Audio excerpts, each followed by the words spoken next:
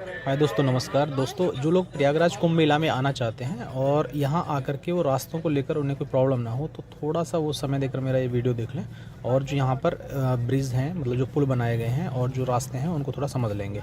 देखिए दोस्तों, यहाँ पर जो टोटल पुल बनाए गए हैं, जो काल्पनिक हैं, वो बनाए गए हैं 30 और यहाँ टोटल सेक्टर हैं इस मेले के 25। ठीक है, तो इनके बारे में मैं आपको थोड़ा समझा देता हूँ। देखिए, पहले थोड़ा सा समझ लेंगे कि जो संगम है वो ये गंगा जी हैं जो इस तरफ से बह के आती हैं और यमुना जी इस तरफ से, और दोनों नदियाँ मिलने के बाद आगे बनारस की तरफ चली जाती हैं। जो ये पॉइंट है इसको हम संगम बोलते हैं। ज़्यादातर लोगों की इच्छा होती है कि यहीं जाकर स्नान किया जाए, लेकिन हमको पहले ही समझ होना चाहिए कि हम खड़े कहाँ पर हैं। जैसे एग्जांपल देकर मैं समझाता हूँ कि ये वाला जो सेक्टर है इसको बोलते हैं हम अरहल घाट सेक्टर। अरहल घाट सेक्टर मतलब अरहल घाट क्षेत्र बोलते हैं। इसमें सेक्टर नंबर 23 और आपका 24 और 25 ये सेक्टर यहाँ पर बनाए गए हैं।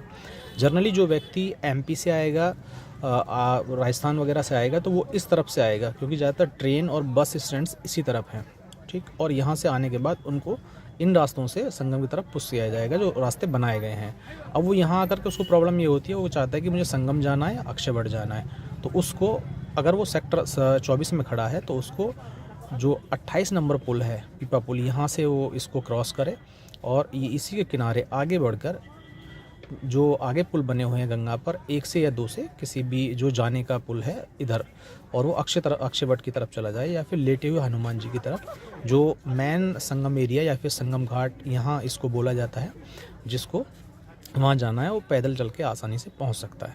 ठीक है दोस्तों, जो लोग दिल्ली वगैरह से सफ़र कर रहे हैं या फिर लखनऊ सबसे आते हैं तो उनको जनरली इस तरफ से यहाँ पर एंट्री मिलेगी, और ये एंट्री उनके लिए ज़्यादा प्रॉब्लम नहीं है। वो सीधे उसी तरफ जाएंगे और यहाँ से स्नान करके वापस जा सकते हैं, अक्षयवट जा सकते हैं और लेटे हुए हनुमान जी जा सकते हैं। लेकिन अगर उस व्यक्ति को यहाँ से, जो आजकल बहुत चर्चा का विषय है, शिवालिक पार्क जाना होगा, तो उसको भी वही फॉलो करना पड़ेगा कि अगर यहाँ से पहले वो गंगा को पार करे, पीपा पुल उतरे और वो झूंसी सेक्टर में पहुँच जाए, और फिर इसी के सहारे पैदल चलते हुए पीपा पुल नंबर 27 से फिर से गंगा इस रिवर को क्रॉस करे और वापस यहाँ पर आकर बंदा रोड पर आकर के जो अरहल घाट मार्ग जिसको हम बोलते हैं, नैनी की तरफ जाता है, और इस मार्ग से यहाँ जा कर के बिल्कुल मेन जो रोड है उसी पे पड़ता है आपका शिवालिक पार्क, जो आजकल बहुत ही ज़्यादा चर्चा का विषय बना हुआ है। ठीक है दोस्तों, अगर आपको इस तरीके की नॉलेज है यहाँ पे आने के बाद तो आपको बहुत ज़्यादा दिक्कत नहीं होगी, क्योंकि ये जो सेक्टर है, ये सेक्टर 1 से 10 तक लगभग इस क्षेत्र में है। इसकी थोड़ी सी ज्योग्राफी आप समझ गए होंगे। और 11 से 22 तक ये वाला सेक्टर है जो आपके यहाँ है, ये पूरा फैला हुआ है 11 से 22 तक, मैंने लिख भी दिया है।